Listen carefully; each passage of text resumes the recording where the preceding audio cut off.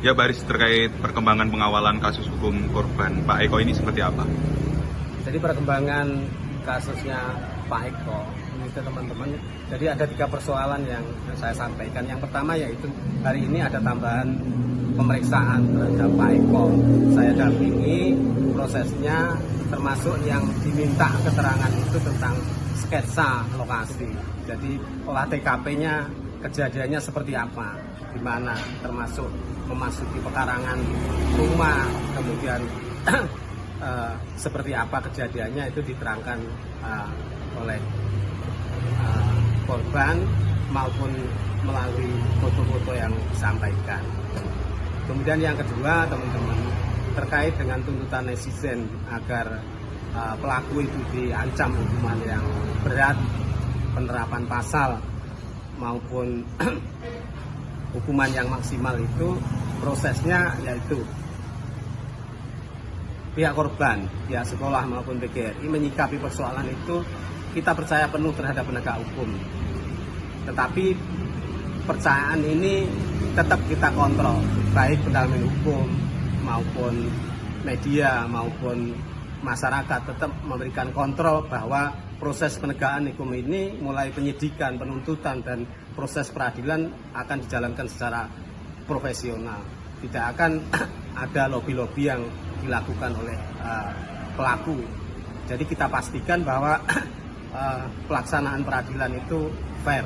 Yang terpenting itu, kalau masalah ancaman maupun pidananya nanti berapa tahun, itu terserah proses. Kita percayakan itu kepada penegak hukum. Kemudian terkait apa itu yang namanya yang dipermasalahkan oleh banyak masyarakat tentang apakah perkara ini kemungkinan bisa diselesaikan atau dihentikan perkaranya. Saya pastikan perkara ini tidak mungkin dihentikan. Karena yang pertama, perkara ini sebenarnya bukan delik aduan, tetapi delik biasa. Jadi korban mencabut pun tidak akan perkara ini diselesaikan. Yang kedua, korban tidak akan melakukan pencabutan. Kemudian yang ketiga, seandainya itu dicabut, ada upaya yang namanya memungkinkan dihentikan, itu namanya restoratif justice. Tetapi restoratif justice itu juga persyaratan yang ketat. Salah satunya bukan hanya pihak korban dan pelaku kesepakatannya, tetapi juga melibatkan organisasi profesi, melibatkan tokoh masyarakat.